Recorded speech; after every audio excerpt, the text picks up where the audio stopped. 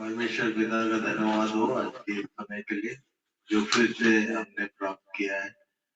आज के मनन के लिए हम लोग याकूब 5 अध्याय उसके 13 पद से आगे पढ़ेंगे। याकूब 5 के 13 अध्याय। यदि तुम में कोई दुखी हो तो वह प्रार्थना करे, यदि आनंदित है तो वह स्तुति के भजन गाए। एक लाइन में 2 बार, एक वर्ष में दो भाग है। पहला क्या,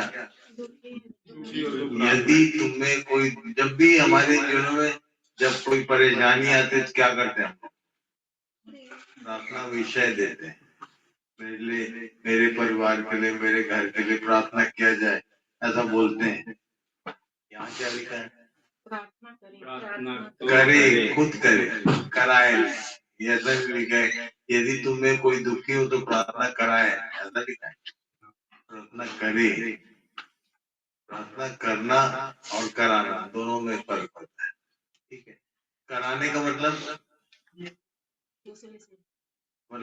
हमको अपने ऊपर विश्वास नहीं है कि वो मेरी प्रार्थना सुन रहा है। ये इस बात का प्रमाण होता है कि आपको अपने ऊपर, अपने परमेश्वर के ऊपर भरोसा नहीं है। खुद प्रार्थना करे, और तब आगे समझाया, आगे क्या लिखा है, यदि आनंदित है तो वह स्तुति के भजन गाए।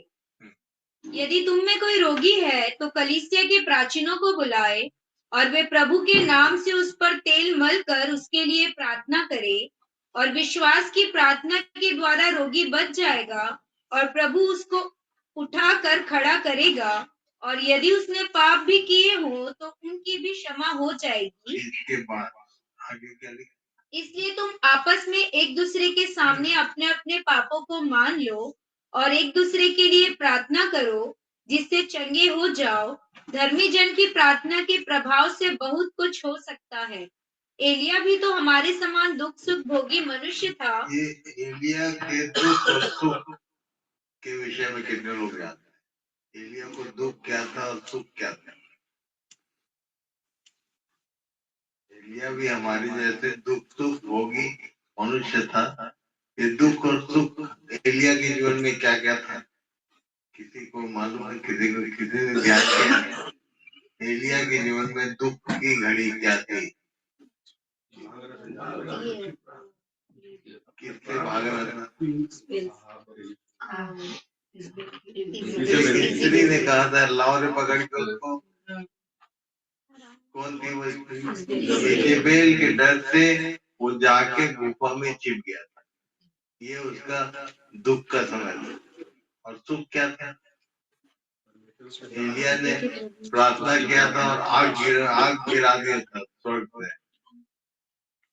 तो कई बार हमारे जीवन में स्थितियों से भागने का समय होता है, कई बार स्थितियों का सामना करने का समय होता है। ऐसा मनुष्य भी प्रार्थना करे तो उसकी प्रार्थना सुनी जाती है। होगी कभी परमेश्वर की आवाज सुन के देखो, 2 जन की आवाज सुना। एलिया के जीवन में दुख का समय क्या था? जब उसने एक स्त्री की आवाज सुना। उसके पहले उसने प्रार्थना किया तो बोला था जो कुछ मैंने किया तुझसे वचन पाकर किया, सुनकर किया था। तो सुनकर करने वाला समय सुख का होता है, जब परमेश्वर की आवाज हमको सुनाई देती है और हम उससे प्रार्थना करते हैं, वो सुनता है और बड़े बड़े काम करता है। पर एक समय ऐसा भी आया उसके जीवन में जब उसको एक स्त्री की आवाज ने डरा दिया, भागा वो प्राण लेकर। कहाँ छिपा था? वहां फिर परमेश्वर ने उसको आवाज दिया। कैसा आवाज दिया? पावरफुल नहीं था वो। लिखा है कि भूकंप आया, बहुत कुछ हुआ, पर उसमें परमेश्वर की वाणी नहीं थी। फिर एक धीमा था एक शब्द आया। धीमा सा शब्द का मतलब समझ में, एनकरेजिंग। जब किसी को डांटने का समय आता है तो जोर से आवाज होती है, और धीमा शब्द बोलने से एनकरेज कर रहा था परमेश्वर, तू क्यों यहाँ छिपा पड़ा, अभी बहुत आगे जाना था, वो बहुत काम करना बोला। परमेश्वर ऐसे निकालता है छिपी हुई दशाओं। आदम और हवा भी क्या छिप गए। परमेश्वर ने कहा, पहली आवाज, पहला प्रश्न क्या था? तू कहाँ है? तो ये सेम बात एलिया के लिए भी थी। ये कहा था गुफा में छिपा था, किसके डर से? एक स्त्री के डर से। तो ये सुख दुख हम लोग पढ़ते हैं कई बार, पर प्रार्थना से संबंधित आता है। प्रार्थना के दिन है, इसलिए मुझे प्रभु ने बोला याद दिला। पिछली बार क्या था प्रार्थना का हमारा विषय? किसको याद है? किसके यहाँ प्रार्थना किया?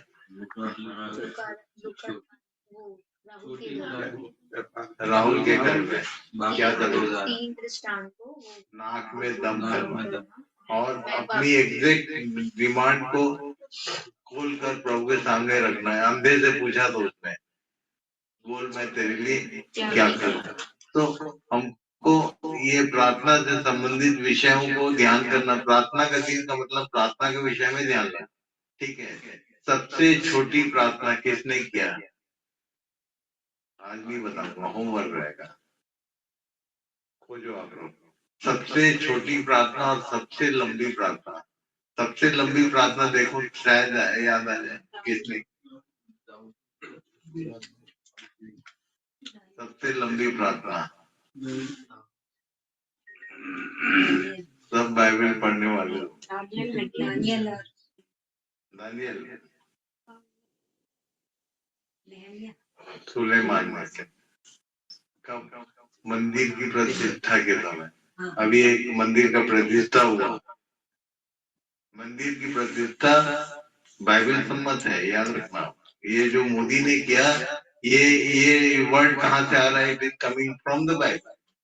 ये कई चीजें हैं बाइबल में, जिसका भारत देश में बहुत सारी चीजें जिसका सोर्स बाइबल है। जैसे टीका, टीका टीका जो लगाते हैं ना लोग, वो इसके विषय में कहा लिखा? व्यवस्था विवरण 6 अध्याय।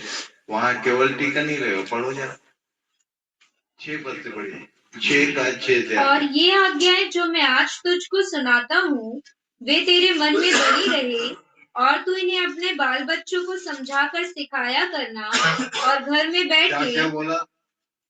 ये अपने बाल बच्चों को सिखाया करना, और घर में बैठे मार्ग पर चलते, लेटते, उठते इनकी सब लोग इसको ध्यान करें, बच्चे भी बड़े बड़े, कि अपने बाल बच्चों को सिखाने का जिम्मा किसका? Not pastors. किनको बोल रहा है? जो माता पिता, उनकी ड्यूटी।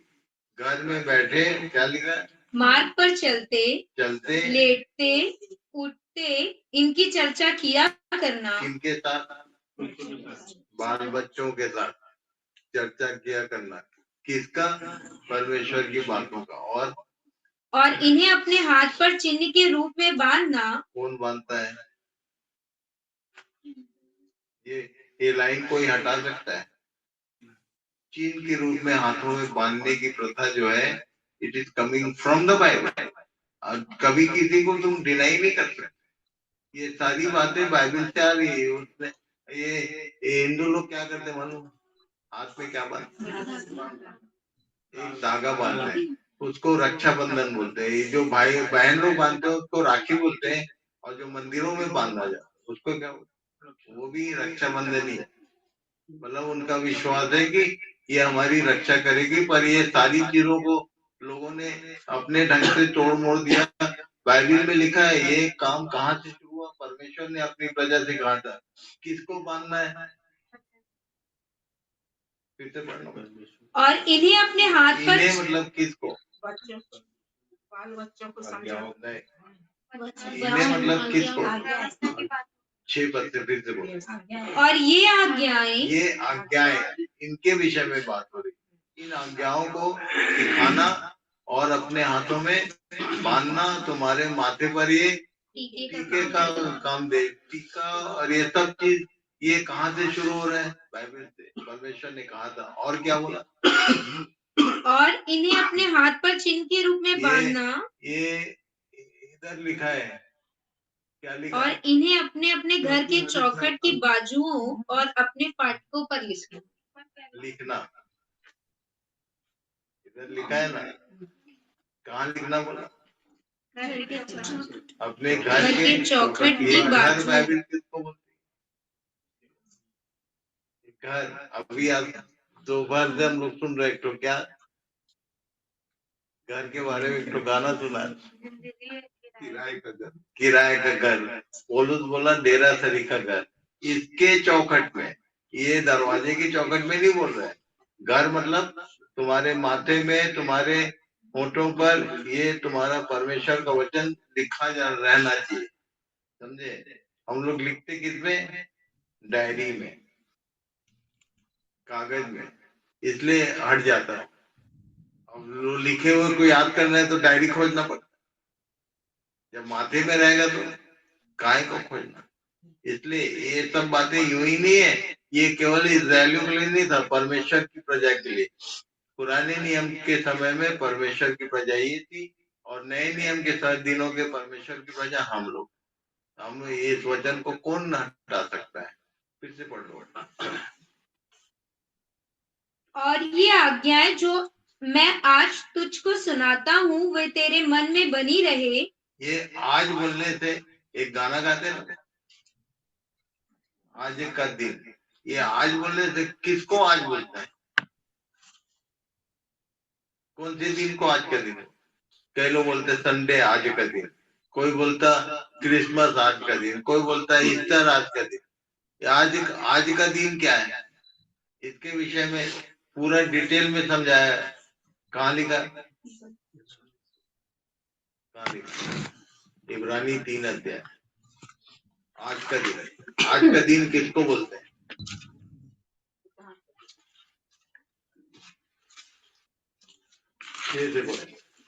परंतु मसीह प्रभु के समान परमेश्वर के घर का अधिकारी है और उसका घर हम हैं, यदि हम साहस पर और अपनी आशा के घमंड पर अंत तक दृढ़ता से स्थिर रहे। अतः जैसा पवित्र आत्मा कहता है, यदि आज तुम उसका शब्द सुनो तो अपने मन को कठोर न करो, जैसा कि क्रोध दिलाने के समय और परीक्षा के दिन जंगल में किया था, जहां तुम्हारे बाप दादों ने मुझे जांच कर परखा और 40 वर्ष तक मेरे काम देखे। इस कारण मैं उस समय के लोगों से क्रोधित रहा और कहा, इसके मन सदा भटकते रहते हैं, इनके मन सदा भटकते रहते हैं और इन्होंने मेरे मार्गों को नहीं पहचाना। तब मैंने क्रोध में आकर शपथ खाई, वे मेरे विश्राम में प्रवेश करने न पाएंगे। हे भाइयों, चौकस रहो कि तुम में ऐसा बुरा और अविश्वासी मन न हो जो तुम्हें जीवते परमेश्वर से दूर हटा ले जाए। वरन जिस दिन तक आज का दिन कहा जाता है, वरन जिस दिन तक आज का दिन कहा जाता है, अर्थात हर दिन एक दूसरे को समझाते रहो, ऐसा न हो कि तुम में से कोई जन पाप के छल में आकर कठोर हो जाए, क्योंकि हम मसीह के भागीदार। आज का दिन, इसको ध्यान से पढ़ोगे तो 4 बार पढ़ लेना। आज का दिन मतलब जिस दिन तुमसे परमेश्वर बात करे वो तुम्हारे लिए आज का दिन। हर एक का आज का दिन अलग अलग होता है। मेरे जीवन में 1985 में आज का दिन आया, जब प्रभु ने मुझसे बात किया। समझे, आज का दिन, जिस दिन तक आज का दिन कहा जाता है, मतलब जब तक उतना समझे, जब तक उसको ये न लगे कि प्रभु ने मुझसे बोला, तब तक उसको समझाते रहो। समझे? तो आज का दिन आज बोलने से जब समझ में आने लग जाए परमेश्वर की बातें, फिर व्यवस्था विरोध ने कहा जाओ पढ़ो उसको।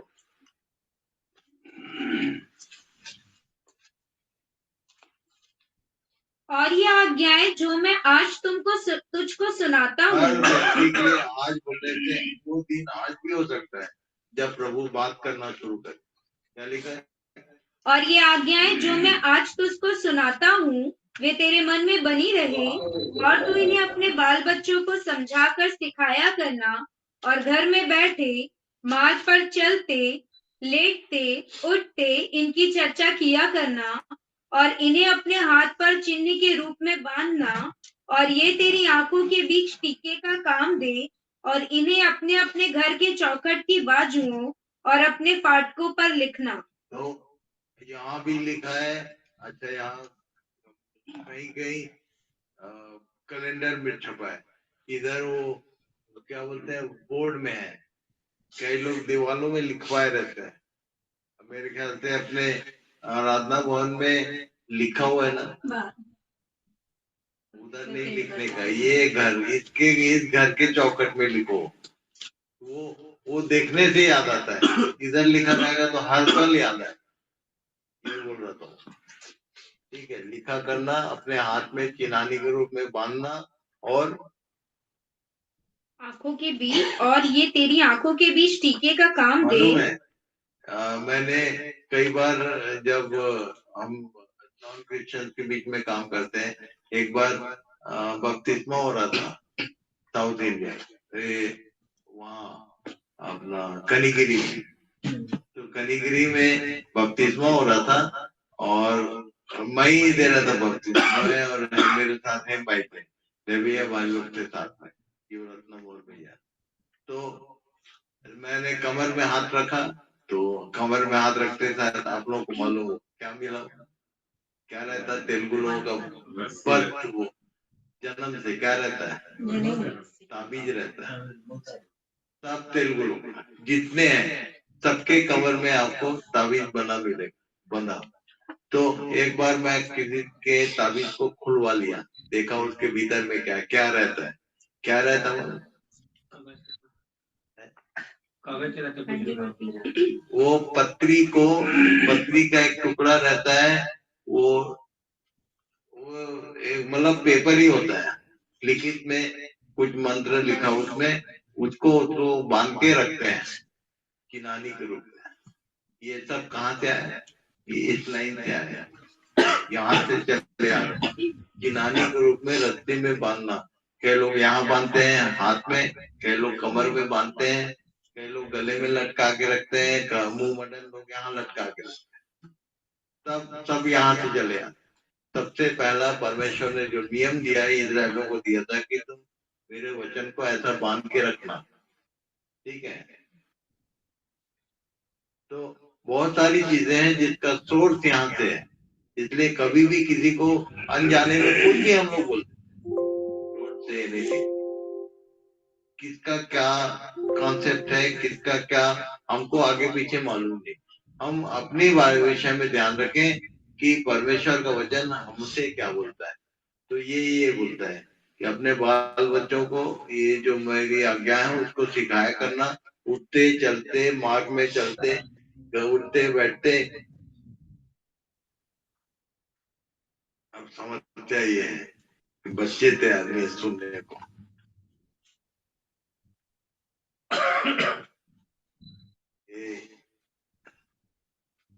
और ये भी कहाँ गए,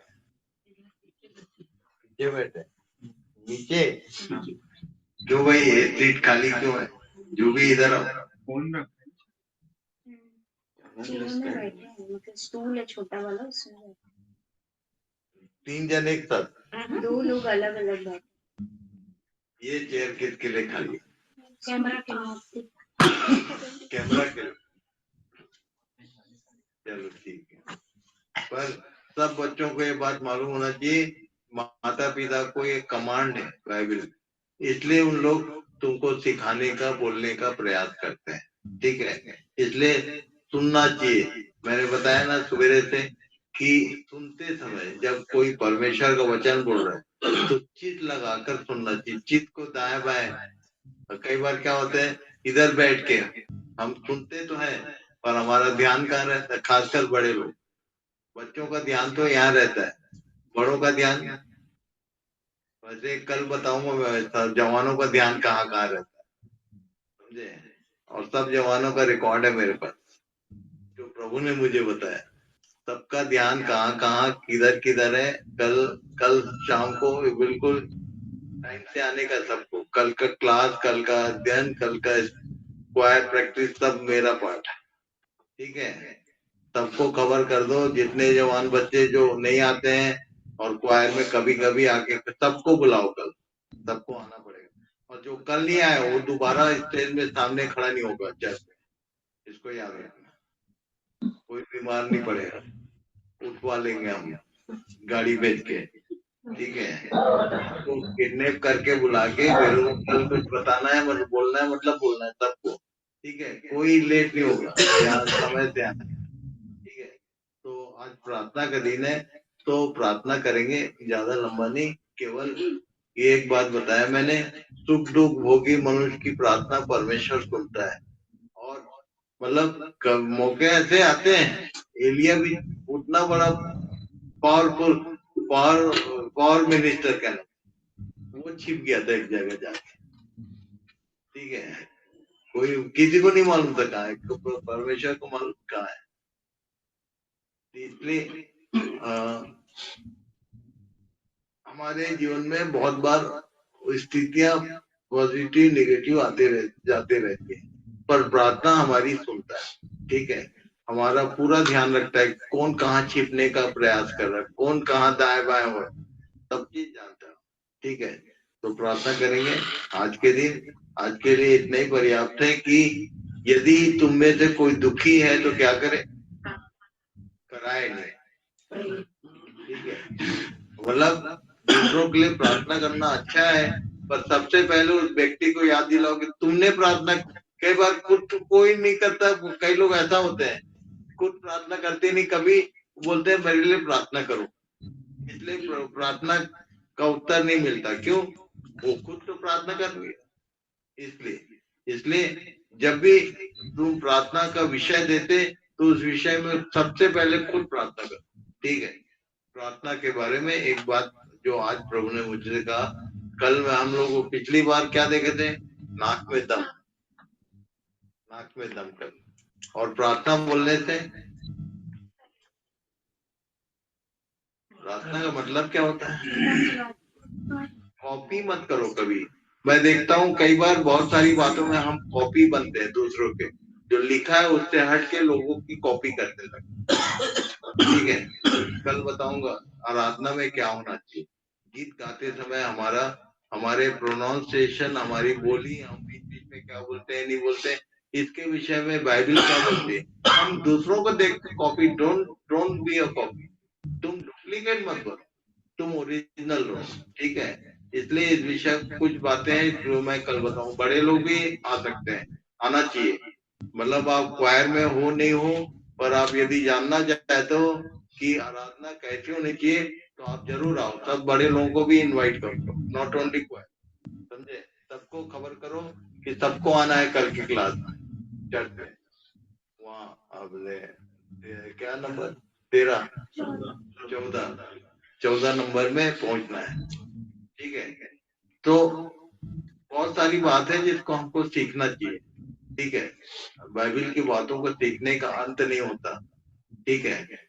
इसलिए प्रभु सहायता करे कि सही में ये कॉपी ना हो, ये ओरिजिन एक कलीसिया हो जैसा परमेश्वर ने आरंभ किया। हमारे सेक्टर 8 की कलीसिया का एक पिक्चर है, प्रारंभ क्या बोलते हैं, प्रारंभिक कलीसिया के रूप में शुरू हुआ, तो अंत भी वैसे होना चाहिए, प्रारंभिक कलीसिया का पिक्चर बिगड़ना नहीं चाहिए, ठीक है। इसलिए इस बात को याद रखना। ये हालेलुया शब्द नए नियम में कहाँ यूज हुआ, प्रकाशित वाक्य एंड में, बीच में कलीसिया में कभी सुनाई दिया नहीं हुआ। We are trying to copy someone, किसी को कॉपी करना है, बाइबल सम्मत नहीं है, इसको याद रखना। हाँ, जब एक समय आएगा हम भी बोलेंगे हालेलुया, कहाँ पर, प्रकाशित वाक्य में, जहाँ वर्णन है फ्यूचर प्लान। तो प्रभु सबकी सहायता करे, कुछ बातें हैं जिसको एकदम सीधे ढंग से एक्सेप्ट करने का, स्वीकार करने का, ठीक है। तो प्रार्थना का समय होगा। Thank you.